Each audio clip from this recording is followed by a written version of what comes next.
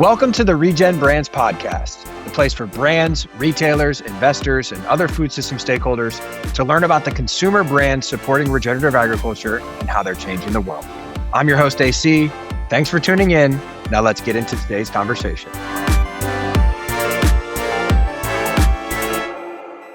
On this episode, I'm joined by Kristina Tucker, the longtime Minister of Enlightenment at the Republic of Tea.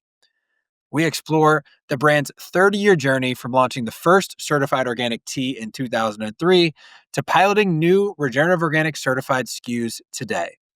Kristina shares how the company sources over 400 teas and herbs from more than 80 growing regions and what it takes to balance innovation, ingredient integrity, and supply chain complexity at scale. We dive into how regenerative fits into their historical sourcing evolution from organic to biodynamic to rock, and why the brand is taking a thoughtful wait and learn approach to rolling out regenerative products across their massive catalog. You'll also hear about the product, packaging, and business decisions that have contributed to their success and longevity in the tea category, their super unique fax-based origin story, and their commitment to supporting smallholder farmers across the globe. So, pour yourself something to sip on and get ready to learn about this republic and its ministers, ambassadors, citizens, and embassies. Let's dive in. What's up, everybody? Welcome back to another episode of the Regen Brands Podcast. Very excited to have my friend Kristina from the Republic of Tea joining me. So welcome, Kristina. Nice to be here. Thanks for having me. Absolutely. Kristina, for those that are unfamiliar with the brand, as I was surprisingly as of a couple of months ago, but I'm happy I'm no longer unaware of the brand because you guys have been around for a while and make a lot of awesome products that I've now had the chance to indulge in. But for those that maybe haven't tried the Republic of Tea or aren't familiar with the brand, can you fill us in on what y'all make and where can people find your products today? Sure. Well, I'm glad to welcome you as a citizen to the Republic of Tea, AC. Yeah. The Republic of Tea, best place to find the many hundreds of teas and herbs that we have is our website, republicoftea.com. But you can also find us at natural food stores, some specialty grocery, farmers markets, garden centers. They make great gifts. Plenty of options to find the Republic of Tea. Yeah. And it's now in my mind as one of the few, or really the only maybe tea brands that's in the tin. So it's not in the typical like tea box that you would see on the shelf, but they're in some really sleek tins.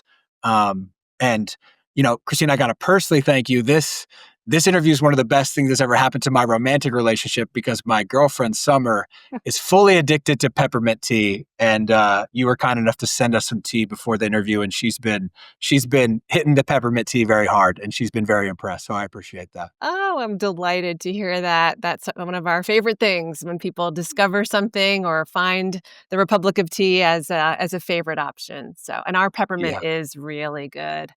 So Yeah, it's great very to good. hear. It's very good. Kristina, you've been with the brand, I believe you told me 22 years. The brand's been around for 33 years, I want to say. I have in my notes.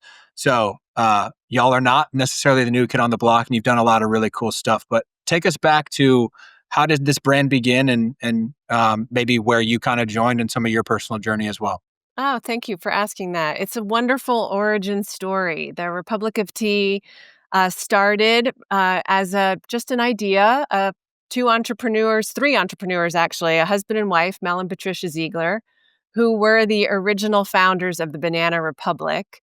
As they traveled, they discovered tea and kind of were puzzled at how difficult it was to get premium tea in the United States. And they met another entrepreneur, Bill Rosenzweig, and the three of them corresponded in the late 80s, early 90s via fax. So before email, if one can imagine. And then they would fax back and forth all of these ideas of this tea company. And it was a lot of the whimsy that we still embrace today came from these series of faxes, and they put them all together and they published a book called The Republic of Tea, obviously. And it is a great read. So listeners out there, if you're looking for a fun, inspirational story about entrepreneurship and building business values, this is just a must read. So that really set the roadmap for the brand today. And the Republic of Tea, we all read the book. I encourage my fellow ministers to read the book Yeah. once a year or so. I try to. I don't always make it, but we still mark the book up as if there are new ideas that we actually discover in a book that was written over 33 years ago. So Mm. that is how the brand began, and the mission was to create a tea revolution, and that just speaks a little bit to this whimsy that I referenced. So at the Mhm. Republic of Tea, we're all ministers. So Mel Ziegler is the original minister of tea. So you'll Mhm. see that in the book. And then once they started the company, there was a lot of things going on in their life and they were looking for some investment. And Ron Rubin, who read the book, was very inspired. He reached out to Mel and Patricia and it turned into a transaction. Ron bought the company from Mel and Patricia when the company Wow. was 18 months old. The company is still family owned, still private. Ron's committed to that to Mel and Patricia to keep the company private. And now the company is run by Ron's son, Todd Rubin, is our Minister of Evolution. Todd joined the Wow. company 18 years ago and then 10 years ago became the president of the Republic of Tea. So Todd and I have worked closely together for many, many years.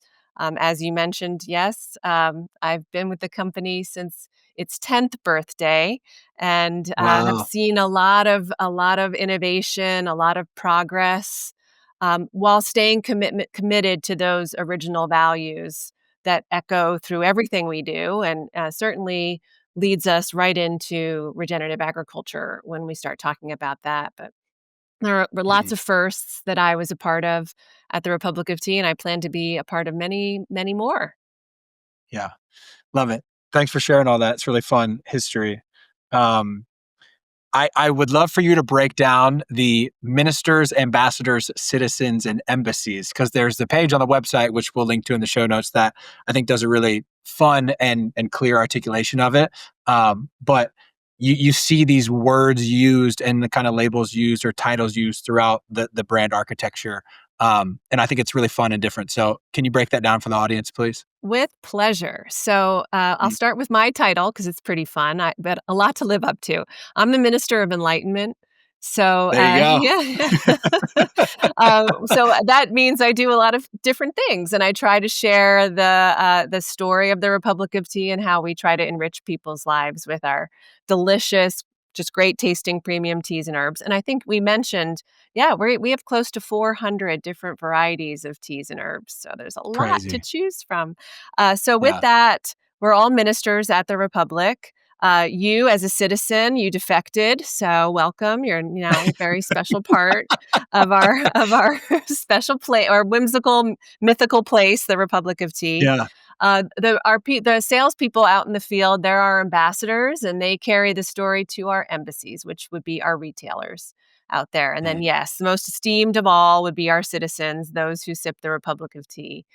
So we reference them. We're very comfortable with the vernacular internally. Sometimes Mhm. we even have to catch ourselves, like people don't know who you're talking about when you refer to an ambassador or you call Mm. a retailer. Well, you're our very esteemed embassy. I mean, partner, retailer. So, but we love the language. It definitely creates a lighthearted, whimsy, let's not take ourselves too seriously type of approach, which leads me to share a mantra that we live by, which is we live sip by sip rather than gulp by gulp. And that Mm. is from the book, from the origin story. And we refer to a sip by sip lifestyle, one of health, balance, and well being. Yeah. That's beautiful. I could use a little more of that in my life. So I'm gonna receive that for myself Nice. today. And the different titles, ministers, ambassadors, citizens, and embassies. I think that's super cool. And while, like you acknowledge, there might be a little bit of a learning curve sometimes with kind of renaming things. I think once people know what you're getting at there, it's really cool and different and fun, and meaningful. So it's a perfect I feel like microcosm or illustration of what I'm seeing from the brand and the way the brand kind of wants to show up in the world. So yeah, thanks for breaking that down. Um, Kristina, since you've been there over this big arc of the company, I would also assume that's kind of coincided with maybe what you've seen in like the sourcing of the actual ingredients and how claims of those ingredients and claims of like the packaging that they go into has changed from conventional to organic, biodynamic. Now we have rock. And I'm sure there's been a lot there. So don't not asking you to cover all 22 years in great depth, but I'm curious as we maybe begin to talk about some of the sourcing and agricultural piece, like at a high level, y'all have 400 plus items at this point. You do source organic, biodynamic, rock. Um, just talk to us about the evolution that you've seen over your time in terms of like how agricultural practice have tied into the sourcing of the ingredients, have tied into the finished product that you're bringing to a consumer. Well, I started with the company in January 2003. And Mm, at that time, USDA organic was just coming into the market. So the Republic of hmm. Tea was actually the first tea company to use the round USDA organic seal. Wow. And Okay. so we launched a collection of tea with the USDA organic seal back then, January of 2003. So when I look back and think about certifications and how we've evolved over time, that's where a lot of it began. Now, before Hmm. that, we can dive into this if you like. There are a lot of pieces of the puzzle that play into certification. So before, there are different trade organizations that need to help encourage the USDA or the FDA or other Yeah. powers that be, governmental powers that be, that when we have certifications and how to recognize them, how to go through the administrative side of it all. So I'll start there as that's kind of when using different certifying seals for the Republic of Tea began. Now we've come Hmm. a long way since then, and we have over 100 of our teas and herbs are certified organic. And to your Wow. point, we have explored Demeter biodynamic certification. We've really explored so many of them, Yeah. and we're always just looking for the best quality. And if it has a certification, that's fantastic. And then we look towards what else is happening at origin that is going beyond just sustainability. I kind of look Hmm. at the word. We want sustainability. We want to sustain the status quo, but let's go beyond that. And that's a lot of what these certifications can do. So that's what Hmm. we'll lean into when we think about other attributes that some of the teas and herbs we source have. Yeah. I love that answer because to me, there's kind of two highlights there. It harkens back to the original problem or the original inspiration for the brand was people trying to find the highest quality teas. And I believe that, if this regenerative thing is going to succeed, it's going to be does it because it produces the highest quality product. So the fact that it's, hey, we're trying to find the highest quality thing that also maybe does the most good in the world. And if if regen isn't that, we're all kind of in trouble by getting behind this thing. So hopefully it is that. And love to kind of hear that articulated in what you shared there. The the recent rock products, just to get into, I think 3 SKUs, correct? Now? Yes, yes, there are three.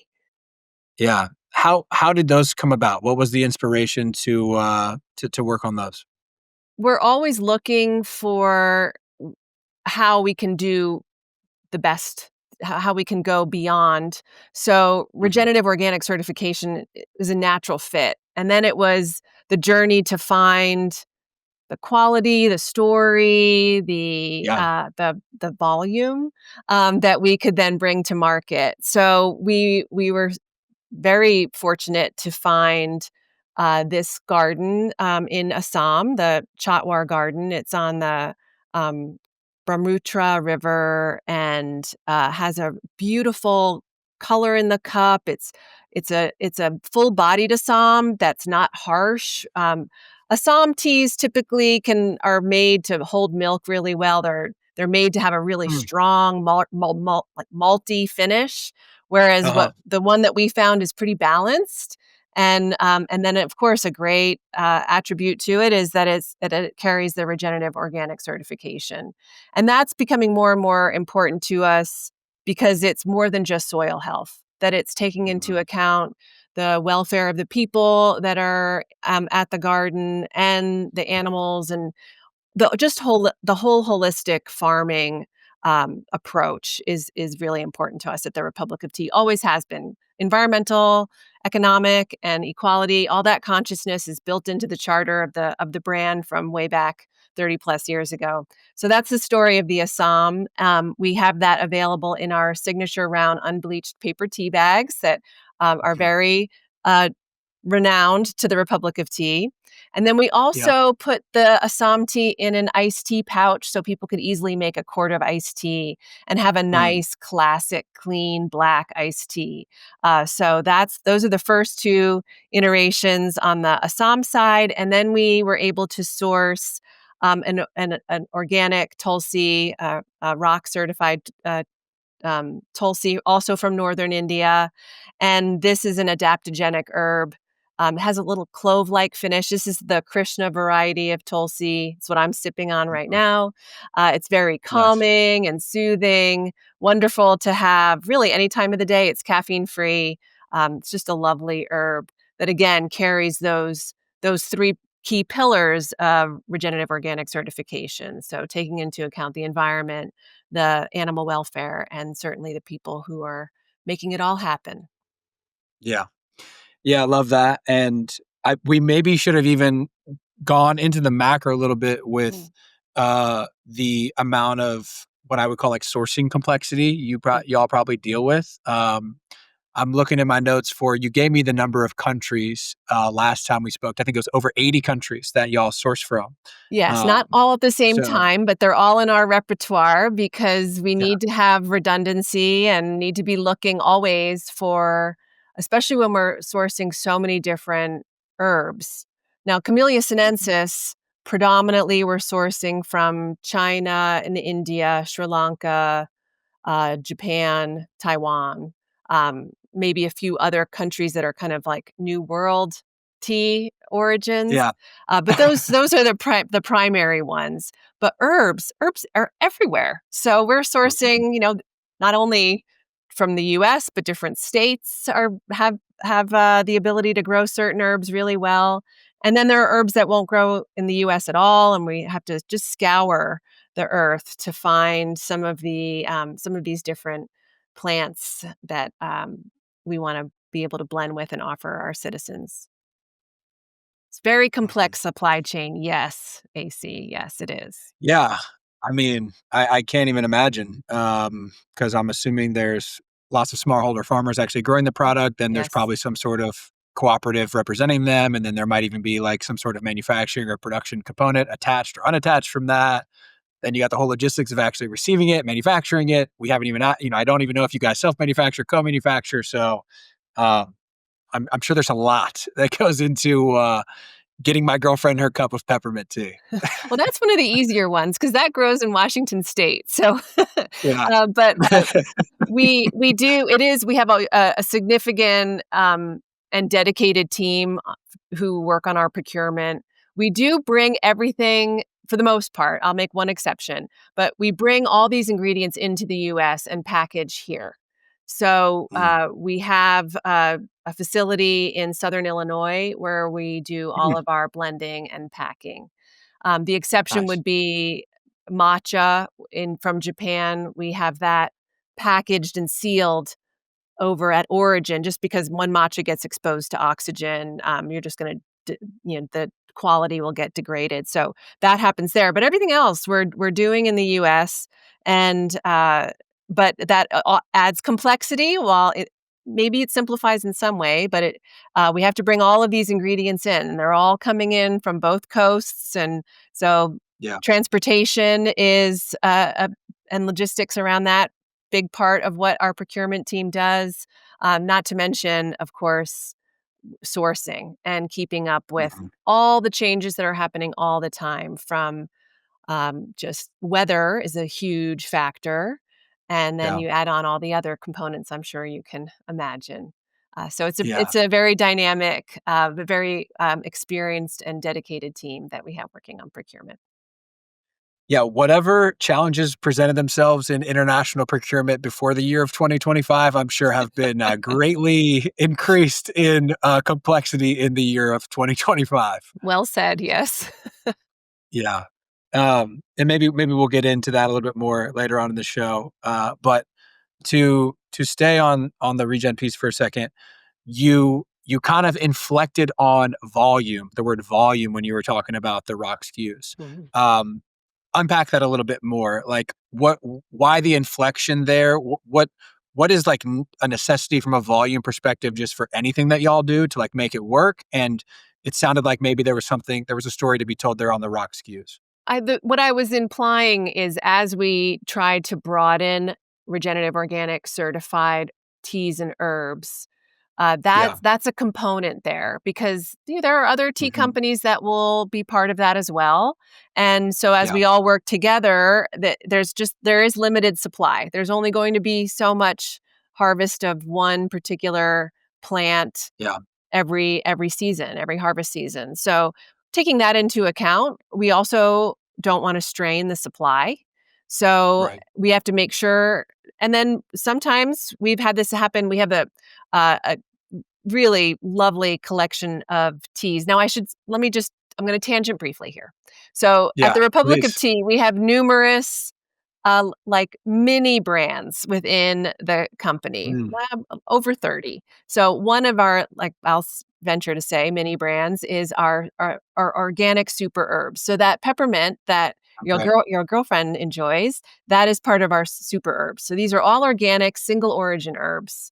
And Mm, so when you're sourcing a single origin, just like the Tulsi or the Assam tea, that does have supply constraints. So we do have to be strategic about how much we're bringing in and how much we're able to sell. So it's a very frank and honest conversation with retailers as we forecast of what we're able to do. So that was what I was thinking of when I'm thinking about regenerative organic certification and what's available as we right. move forward and what that's going to do to the supply chain too because these herbs, many of them don't multiply quickly. Some take years. So I'll just use the example of Camellia sinensis. So our prize tea, from Mhm. seed to when you could actually harvest anything from a tea plant is at least 5 years. And then Mm, once it's starting to harvest, you might get quarter to a half a pound of leaves that you can then take to market. That's not a lot. So right. that to scale is something we have to just be considerate of. And in that super herb collection that I mentioned, we've run into that where we've had a Sri Lankan ginger be very, very popular. And then suddenly it's like, okay, great, we can't sell you any more Sri Lankan ginger for 9 months. Well, you can't do that. It's like, well, we have Yeah. to pivot. We have to find something. Where else can we go? And so that's what I'm talking about with regards to volume and scale, and just being Mhm. very sensitive to what's happening in the soil, what's happening to our earth, because we certainly wouldn't want to just exploit a plant, Yeah. especially when we're moving, regenerative organic is important to us. So Yeah. that's kind of what I was hinting at.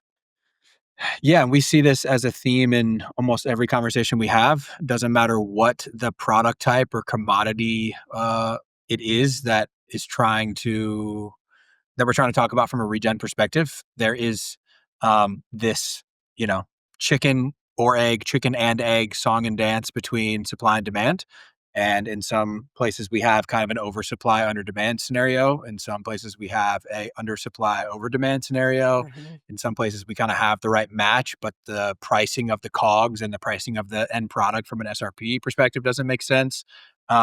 So there's there's definitely kind of a theme there for all of us, and then there's really a lot of intricacies and complexities based on the commodity type and even the individual SKU. Like you're saying, I would assume there's a lot of variability amongst, especially on the herb side.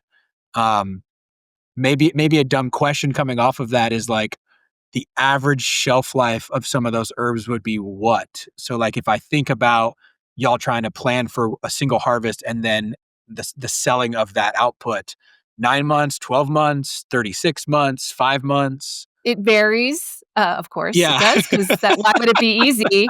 So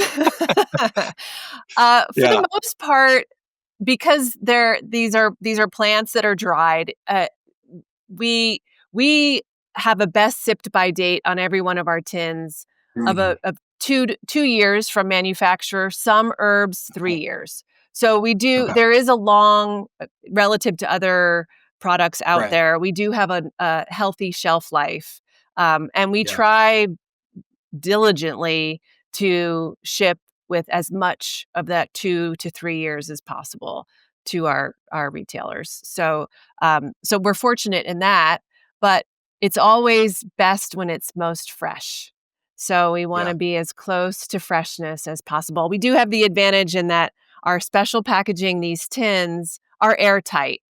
They're made of steel, and there's a great sound when you open it, like, it's a popping sound, and then there's all this aroma comes out because most of these teas and herbs have a lot of essential oils. So you want that experience when you first open the tin. So the advantage of our packaging is that airtight seal. Yeah, it sounds like there's some nice differentiation with the actual tea bag itself and then the packaging. Is there any ability for a tea brand to differentiate in the processing of like the drying or the grinding, or I don't even know if I'm using the right terms of whatever, or is that pretty standardized and would be the same really no matter what? Oh, there can be differences for sure, Mhm. because while there aren't that many processing steps, I mean, tea and herbs are not processed very, very much. It's Yeah. most just a drying step, but there might be Right. some elements of change that can happen. I'll use an herb for an example, and then I'll talk about Camellia sinensis tea for a second. So, Yeah. dandelion root, a very Mm. popular herb, has great wellness benefits. It can just be a dried root that can be ground and put into a tea or infusion, I should say. But at the Republic of Tea, we roast the dandelion root, and that gives it Mhm. a heartier taste and more body, more viscosity. So that Yeah. is one point of difference. And other tea brands may choose to roast. Some others don't. Some would roast it longer. So you can have variability on steps like that. Of course, ratio is a huge variability from Mm. one brand to another. So then there's the whole world of Camellia sinensis. So here, that's one plant that's producing all types of tea: green tea, white tea, oolong, black tea, Mhm. pu'er. It's all coming from the same plant. What makes it those different types is the terroir, how it's grown, and then what steps, how much oxygen it is exposed to before it's heated and dried. So Mhm. that right there creates absolutely endless types of teas, and that change with every harvest, with every season. So people might be and this is something that we strive for at the Republic of Tea, to be consistent in our flavor profiles, but is always variable. So, rain can make a big difference in the outcome from one harvest to the next. Mountainside to another mountainside can make a difference. How Yeah. much oxygen it's exposed to can be a variable. So there's a lot. And then people at home certainly can have an influence on what they do. So there is some poetic license that happens. What temperature of the water they steep the tea at. Yeah. People add all kinds of things, honeys, other herbs. I get that all Yeah. the time. I'm like, "I like this tea and this tea and this tea all blended together." I'm like, "Oh, we haven't thought of that. So thanks. You might have created a new SKU for us." That's awesome. That was super insightful. I appreciate you sharing all that to someone that's more of a tea novice like myself. Um, I love the conversations that we have in this regen space because in the commoditized world that we live in, we don't get the opportunity, I think, a lot as consumers to even think about terroir or Mhm. agricultural practices and how that affects end product quality. And in a lot of ways, I have a deep empathy for both the consumers and the brands trying to get there, because we just live, time crunched lifestyles and everything's Right. sped up and commoditized and all the things that I think make that challenging. But I'm curious to ask another maybe dumb question of like, is there a tea sommelier that's like helping figure out a lot of the variables that you just mentioned? Or are they doing initial batch runs and then shipping them to you, Christina, and you're steeping them and being like, hey, we need to do, option A instead of option D? Like Oh who? my AC, that is a complicated question. So I'll answer this one way, and then you can ask me more, and I'll try to give more detail. Yeah. So, Yeah. well, first of all, when we're talking about tea, we're talking about a Hmm. beverage that's been consumed by humans Right. for 4,000 years and has all Right. kinds of stories. But and so much history is tied to it, and there's so. But to answer your question simply, so one of the people that I most admire in the tea world, his name is Roy Fong. And I've traveled to China with him, very blessed to have had experiences like that with him. My Hmm. first travel with Roy, I was bugging him. I mean, again, granted, I was like half my life ago. So I was very naive and kind of like, who you're the expert and I need to learn Yeah. about this. And why isn't the same this way and this way? And I was asking these questions and I know I was just irritating him. And finally he responds to me. He's like, Christina, there's no such thing as an expert in tea. There will never be. There never has Mm. been, and there will never be. The tea Wow. tells you. It's smarter than us, and it's gonna Ooh, tell I us like that. what it is. So that's always stayed with me as like, well, there Mm. people can go through certifications, they can be a tea sommelier, but ultimately these plants, they're gonna tell us what it's all about. And I think that's kind of at the essence of regenerative organics is that these plants, they've been doing it a lot longer than we've been around, and we're trying so hard to tell them, "This is how you grow. This is how much we need. This is the type I want." And then the plant does its own thing. Nature will do its own thing. So I kinda look at it at that way. That's one perspective on that. Um, Mhm. so yes, I guess to answer your question simply, there are no experts. There is some standardization in terms of how we evaluate.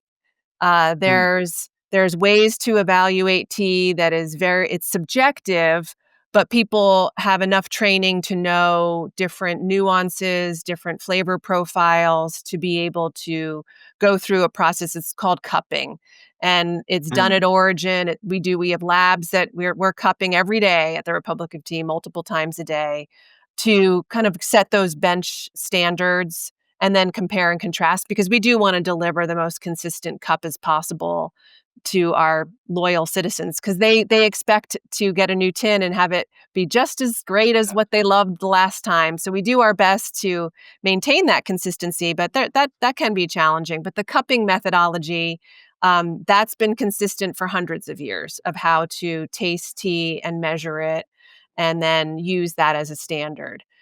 And nowadays, we have so much more technology, so that can come into play too. We can measure the moisture content, we can have a lot more data, but Yeah. ultimately, it all comes back to that singular experience and trying to replicate that Yeah. for our loyal fans.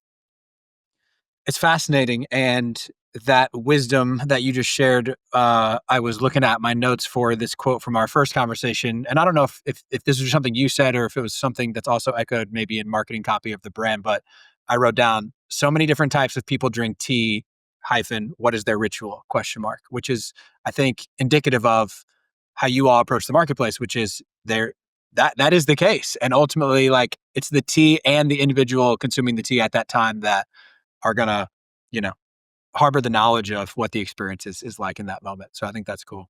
Very much so. And that ritual is different. People have different approaches to it depending on the time of day, if they're at work, if they're at home, if they're Yeah. alone, if they're sharing and the whole Yeah. world does when it comes to tea. There's a lot of ceremony and ritual and then, Americans were looking for it quick in a lot of the time. So we try to again put that sip by sip mentality, philosophy out there for everybody. Yeah. Well, this question's going to be challenging, Kristina, because I'm sure I'm going to ask you to basically pick a child here, pick a favorite child. But what is your ritual? What's your favorite tea? Your favorite group of teas, or like what's your daily deal? Yes, that's the most difficult question. I have the lame, quick answer that I give, Yeah. which I'll start with, and that is whatever's in my cup. So, Yeah. like, right now, I am drinking our Regenerative Organic Certified Yeah. Tulsi, and I love it, but I'll love whatever I choose next, and, if as you can see into my, somewhat untidy office, there are quite a few teas behind me, and, so I Yeah. I have access to so much, but I have as I've aged, I don't have as much caffeine after 12 o'clock. Mm. But Mhm. I do start the day with either a hearty, usually our double green matcha or our golden Yunnan, which is a black Mm. tea from southern China. And then I have a lot of herbs throughout the day. So that's, yeah, kind of a How lame answer, how right? But No, I thought it was a great answer, and, for those that can't see your background, if that's what untidy looks like, I don't know what tidy is, because it looks rather thank tidy you. to me, and, you got a good product catalog, demonstration there. Um, how do you take your matcha? I, Mm. wanna drink more matcha, it, is all the rage these days, but I just can't get there from a flavor perspective like I'm very entrenched on the coffee side. Like, I still would just prefer to have coffee. Well, there are lots of applications with matcha. So Yeah. probably how I ta so our double green matcha is very easy because it's green tea and matcha powder in a tea bag. It steeps up very easily. There's no whisking Mhm. involved, and for That's me, nice. I feel like I'm getting the health benefits. I'm getting some of the flavor, but it's not too overpowerful because if matcha tastes really grassy to you or maybe overly vegetal, then that's a nice approachable way to go about it. Yeah. Another Yeah. application, I mean, of course, a matcha latte is a way of kind of making it taking a little bit of the edge off using a milk or milk Yeah. alternative. But then we have a lot of applications. We have our matcha single sips, which there's some monk fruit in there, so it's a little bit Mm. has a little bit of sweetness, and that you can just add to your water bottle and shake it, and so that's a really easy Mm. way. And then we, of Yeah. course, have various matcha powders of all the grades that you can whisk. I usually use an electric whisk, even though I know how to use a bamboo whisk. So there are a lot of ways to approach matcha, but another way, I love to use matcha as a culinary ingredient. So you can use it Mm. in your favorite cookie, even just if you're looking to Yeah. incorporate matcha into your routine. Yeah. Love it. I wanna segue into basically trying to articulate for the audience what's actually happening, at the farm level, at Sure. origin, in the tea garden, specifically, I guess, especially for the rock SKUs. And I know you've had an opportunity to travel a lot with the brand to, sources of origin. I don't know if you've had a chance to go to any of the rock places yet, but I'm sure you're familiar with what's happening there, if not. Mhm.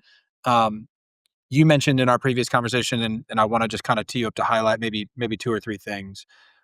One, what are some of the differences that you see when you go to Origin at a place that's organic, biodynamic, rock versus maybe like conventional or kind of just run of the mill? To what's the effect you're seeing it have on those farmers in those communities? Because you mentioned that strongly to me as like something that's been deeply uh, informative and maybe motivating from some of those trips that you have. So I'd love to just give you the opportunity to share some feedback on both of those topics. Great. Yeah, happy to. So I'll start just with the approach to plant life. Mm. When we're talking about, I can speak best to organic because I have been to Assam, but that was many years ago, and we have yet to physically visit the farms Yeah, where we're sourcing this Tulsi and this Assam currently. yeah, So that being said, the difference when we are visiting organic farming is a care and an awareness for the environment, of course. Um, hmm tea and many of the herbs that we source from have been growing in traditional methods for long before the Industrial Revolution. So they Yeah. have some awareness of what it was like before pesticides and herbicides were so readily available. So there, when you're visiting organic farming, there is a consciousness there. And so that I would say is the key difference. Although that being said, even where there isn't certification, they might still be farming traditionally. So I've seen that too, where it's not certified, but they're still operating. That they may use some inputs that would eliminate the ability to certify currently, but they might be moving towards a change. And it also what happens. It can be so sophisticated in that there may be a threat that they have to get ahead of. There could be a fungus, there could be something happening, and in so many of the places where these teas specifically and herbs grow, that's their livelihood. So it is, while certification may be really important to them and there may be a premium, they can't lose their Yeah. crop. So we have to just be mindful of sometimes that can happen. And I've seen that happen. So that's kind of how I look at it from the soil perspective and their approach to farming. Um, Mhm. and then there's also the consciousness of tea plants typically can go through cultivation for 25 years or so before their yields start to decline. And then it's Mm. time to replant or diversify intermittently with the tea plants, plant some other crops that are complementary or that can help enrich the soil in a different way. So I would say that conscientiousness I've pretty much seen everywhere where there is an awareness of sustaining the harvests for a longer term. So Mm. that hopefully I answered part of that question with regards to soil, but what I'd really like to talk to is what I've seen and what the Republic of Tea has seen with regards to the people. So Yeah. uh, the Republic of Tea was a founding member, the first North American member of the Ethical Tea Partnership. And this is an Mm. organization based in London. It's been around for 25 years. So we've been active with the Ethical Tea Of Partnership. course, it's based in London. That's very fitting. Right, right. As many tea companies are. So there are over 40 different tea companies that are members of the Ethical Tea Partnership, and the ETP. I'll just use the abbreviation. Yeah. They are devoted to catalyzing change with regards to the environment, to the economics, and to the equalities in tea, recognizing that these are all areas that we need to work towards improving as tea brands. So Yeah. the way I like to look at it is members of the ETP kind of leave our egos at the door and we go in and we work together, and we work together globally on the Camellia sinensis supply chain. And so some of the projects that the Republic of Tea has been involved in, I'll talk about one that we started around 2016 called the Women of Tea Sri Lanka. And it started as a Mm. really small scale. We together with the ETP wanted to learn how we can help the women in Sri Lanka learn about nutrition and how to help their well-being, because the tea gardens are pretty remote and they're up there in the Yeah. mountains, and they have access, but they might not know all of these different foods that they can grow in this fertile soil that they have, and there were high levels of Mm. anemia. And so we started there, really small scale, just kind of tackling this one topic. And then they started to grow all this food and learn how to sell it and create community Wow. markets. And then that led to financial literacy. Then these women hadn't known how to handle money before. And then it just continued to grow and blossom in really help livelihoods. The managers of these large tea gardens started to take notice that there was change happening, and it was really good. Mm. So that has led us to where we are today, We are working both. We're in Assam, India, activating women in leadership is the program now. Also in Sri Lanka, it's just kind of grown into that, and this is going to help the future of tea because it's giving leadership lessons to women who didn't have access to much outside of Yeah. what their mothers did, and now they're learning how to be leaders. They're learning how to run the production facilities and the factories and Wow. getting out there. They're learning how to operate machinery. And then they're also getting lessons on building their confidence to be leaders in the tea gardens. This is going to affect them personally. It's going to help their families. And it's most importantly, it's going to impact the future of tea. We need people to stay in tea. Yeah. It's hard work, and there are options out there. They can go down to the cities, and when we leave when our workers leave, that's hard Mhm. to replace, especially in these more remote areas. Yeah. Wow, that's super cool. We will link to the ETP and to the specific project you mentioned in Sri Lanka. Um, wow, yeah, I would imagine that's super fulfilling and gratifying work that goes beyond just the purchasing of the crop that they produce. So that's really cool. Thanks. Yeah, we're very proud of it. We look forward to continuing to see that progress. It is definitely the most heart-filling moment to see young women just taking an entirely different path that they didn't have access to, that their mothers didn't have access to. So yeah, it's pretty powerful. And that we're doing this project in Assam, India, where we're sourcing the regenerative organic certified teas as Yeah, well. that's cool. That's cool. Um, I want to shift gears and talk a little bit about the commercial piece. Sure. Obviously, if the brand's been around for 33 years, you'll have figured some things out there and sold a decent amount of tea. So I want to talk about maybe some stuff in the macro, and then also some stuff just specifically related um, to the regenerative organic SKUs. Okay. Um, in the macro, like, what could you share as like high level lessons that you think have been a big part of the brand's success commercially?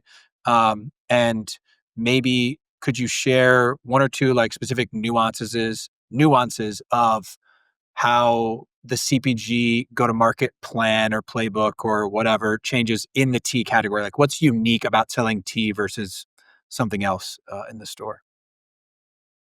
Well, let's see. I think what I will start with is our commitment to innovation and always looking for new combinations, new herbs, trying to stay ahead of trends or set the trends even better.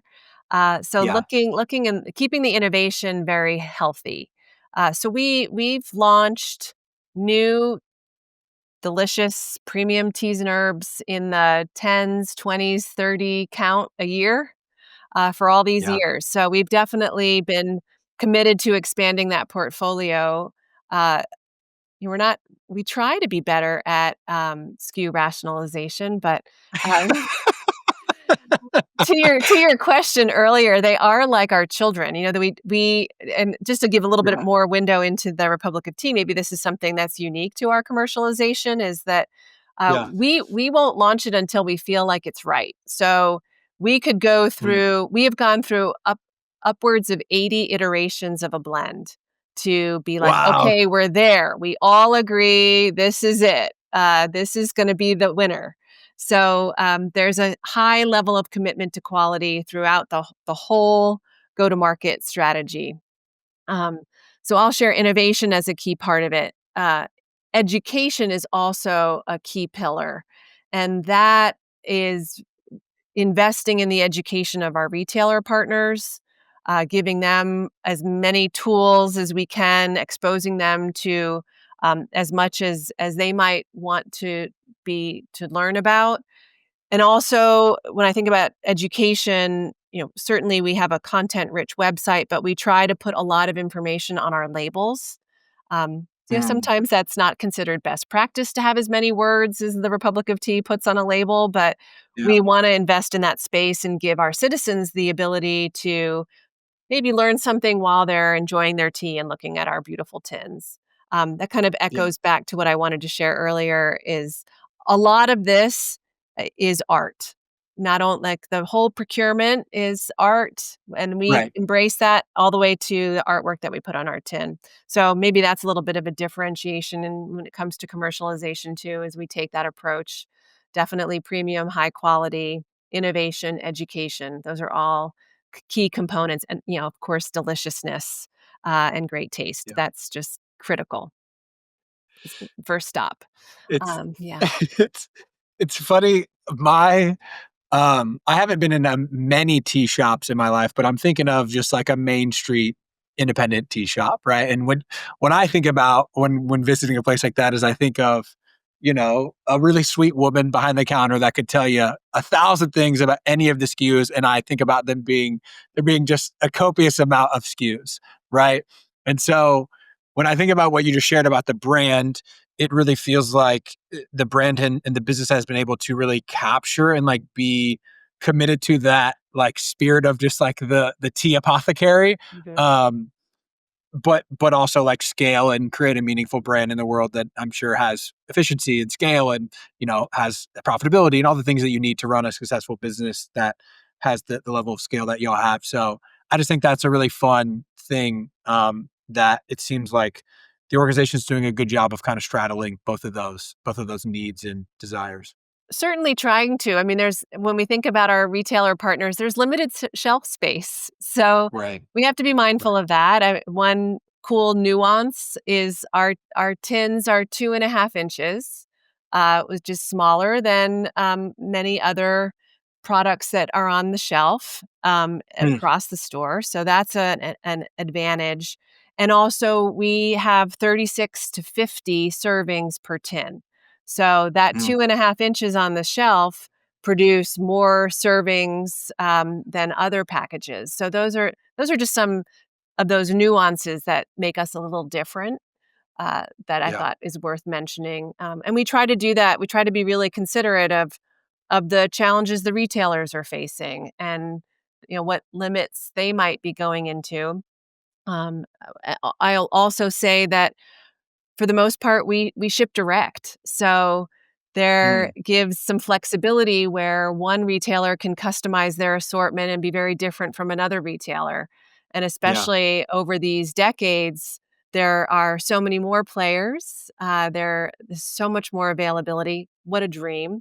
With Yeah. that comes challenges for them. And so we try to accommodate that in that, there are retailers that are going to do really well with this sort of collection, and another retailer down the street is going to do really well with something very different, a totally different collection. So, really being able to provide a lot of options uh, for those retailer partners to delight their customers specifically. Yeah. Yeah, I would imagine there's a ton of value for your retailer embassy partners in that because, one, if you have a catalog of 400 products to choose from, that's probably overwhelming, no matter how good of category buyers and managers you have. And two, as we've talked about a little bit, and as I think, can just all assume from like demographics, especially in a country like the U.S., uh, Right. the main street tea consumer in Alabama is quite different than the one in San Francisco, which is probably different than the one in Wyoming, which is probably very different than the one in Manhattan. Yes. And so y'all's ability to help shape those assortments and help the retailer actually curate something that's going to have a high deal of efficacy, I'm sure is of great value. So that's cool to hear.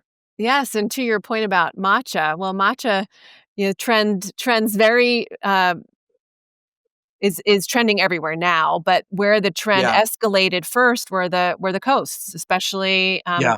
the West Coast and Pacific Northwest. So seeing that happen, we were able to lean in and see like, oh, we need to be doing more development in our matcha category and get it to market on the West Coast as fast as we can.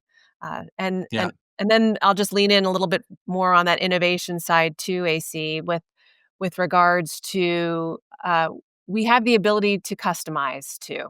So if Mm. if retailer A said we need a regenerative organic certified X tea or herb, Yeah. well, Right. we pride ourselves in being very agile. We will be like, you will have it. and we will find it for you very soon.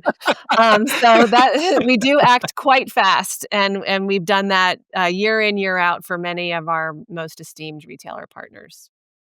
Yeah, that's amazing. Um, Christina, are y'all doing anything unique for the rollout of these rock SKUs? Is there any like unique social or marketing content? Any exclusivity with any retailers? Are you not doing that and kind of just putting them out in the world and seeing what the feedback is? Like what is the specific marketing tactics around these three new SKUs? With these 3 new SKUs, it's more of the latter. Yeah. We are seeing where people are understanding where they and Hmm. also learning where we might need to tell the story in different context and helping people understand. I think it's really innovative, brave what you're doing, and you're because I think it takes the brands to be able to tell a unified story, which is very Yeah. difficult. And it isn't really that unified. We all have different approaches, but to gather Right. behind the word regenerative and move that forward is where we are right now. So that's our approach with these 3 Ts. We brought them to market at Expo West, and we're really trying to listen because we are getting feedback from our retailer partners that maybe it doesn't say regenerative big enough. Maybe we need to think Mm, about that. Maybe there are other changes we need to consider for it to be its most successful. So right now we're in that exploratory stage. We are seeing it come to market. We are seeing these 3 Ts come to market. So yeah, we're very much in a listen and learn so that we can amplify the story and the message. And that's part of why you and I are here today. yeah. Yeah, it's it's a challenge or opportunity that's brought me a lot of sleepless nights Oh, at this point because I can really succinctly and simply articulate the challenge, which is what you just said, where we have to tell a more unified story. We have to increase the consumer awareness and demand for this term, regenerative. And then you could go on and on about the nuance and the complexity of actually whatever the potential solution is there because of the myriad of certifications, the myriad mhm, of product types, the myriad of categories, how consumers make different decisions in each category based on right. different factors. Like it is very hard to design something in a monolith. Um, so I've just taken great value in these conversations we've had on the podcast and those not on the podcast, talking to the individual brands about their individual categories and SKUs and journeys um, to try and make some sense of that. But it definitely is not, you know, it's not the easiest thing in the world. And I think people are kidding themselves if they don't acknowledge that the person walking down the tea aisle and how the term reflects on their purchasing is vastly different than the person going to grab a ribeye that also has the term associated with it. Like it's just it's different categories, different purchasing decision matrix, like probably by a wide margin. Yeah, the why is different in each Yeah. category. But hopefully we're moving in a direction where I think the educated value attribute shopper, which I assume you and I both are, it's an easier path, but that's a very small percentage, I think, in the overall. And I think people Yeah. are developing those values, and we just have to make it tangible. And Yeah. also take into account something you referenced earlier too is that it doesn't become cost prohibitive. That it is Yes. they're incentivized to make these choices for multiple reasons, and there isn't a limit like that. Yeah.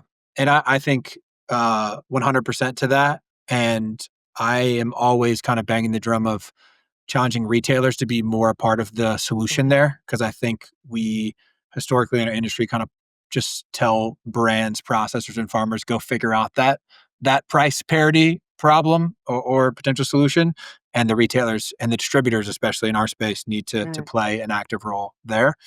Um, I agree, I Christina, what agree. Yeah. Oh, I was just gonna yeah, go ahead. comment on Sorry. that. No, I just had this thought that, the retailers, the distributors, all these stakeholders, they're brands too. They have brand Right. values, they have missions. So, that I'd like to see that, like, we all unified, contribute Yeah. to an overall mission here of what regenerative means. Yeah. Yeah. And get some sort of articulation of it into the actual unit economics, Mm. because I think there's decent consensus that it has general goodwill and like we're doing good for the world. But ultimately, I think we have to move it into like some sort of much more uh some higher ability to articulate it in the actual value from a hard capital unit economic Mhm. standpoint to really figure out what the lasting incentive, solution, reward, whatever is going to be. But that has a great deal of nuance and complexity, just like all the other pieces we've touched on. So I get the challenge there. Agreed. Um, Christina, what's the future look like for the brand overall, for the efforts on the regen side? I'm sure that there's many secrets you cannot share with us, but is there anything that you can share or maybe preview or highlight that people should be looking out for the future from y'all? I'm supposed to prepare for that question, right? So I I have so many ways to answer it. I Yeah, think you know we'll stand by all of those values I shared with you. We will continue to innovate. We will continue to keep this innovation pipeline that we have with 10 to 20 new things, just new blends, new innovations, new missions. All this deliciousness is still being created. We're mhm, steeped in 2026 and what we're going to bring to market. And I'm sure there will be some surprises along the way. So stay yeah, tuned. There will be more. And I think with regards to regenerative organic certification and just regenerative in general, I don't want to not point out that we have over 100 organic teas and yeah, herbs, and we'll continue to grow that all of those collections.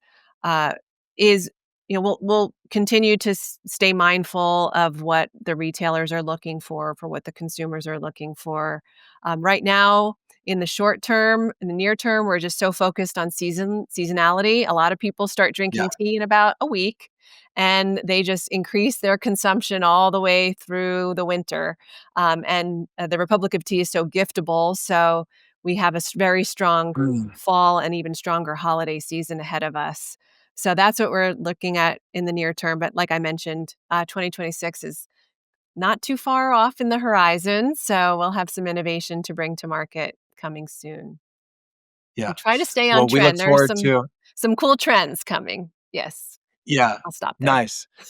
Um, well, we look forward to receiving that enlightenment when it comes to light, and hopefully, some people take an opportunity to listen to this episode and gift that enlightenment and create some new citizens with some of the awesome products that y'all create. Um, Christina, this has been super fun, fascinating, enlightening conversation. I will take us home with our final question, which I'm excited to get your take on. How do we get regen brands to have 50% market share by 2050? Well, I would say from our perspective, and I referenced this earlier, it we have to figure out the how to scale piece Mhm, while mhm. not exploiting or losing authenticity. Just being able to Yep. find that balance, I think that's a key factor. And then in order to increase availability, it's that education piece. So I know you've heard that from other guests that you've had, but I Yeah. think that's the magic. And then staying committed to it. Like if this is the direction that we think is of importance and of value, then we can't let go. We have to keep pressing. Amen. Agreed. Love it. Thank you so much for the time. If people want to learn more, we'll drop a bunch of links in the show notes, but the main website is just republicoftea.com. Yes. Um, and yeah, just appreciate you. You're very, very great speaker, very articulate, and it was super informative. And thanks for spending some time with us, Christina. So thanks. Oh, it was so much fun, AC, and thank you for embracing the language and all things of the Republic of Tea. Appreciate you. Absolutely. For transcripts, show notes, and more information on this episode, check out our website, regen-brands.com. That is regen-brands.com. You can also check out our YouTube channel, Regen Brands, for all of our episodes with both video and audio. The best way to support our work is to give us a 5-star rating on your favorite podcast platform and subscribe to future episodes on Apple Podcasts, Spotify, and YouTube.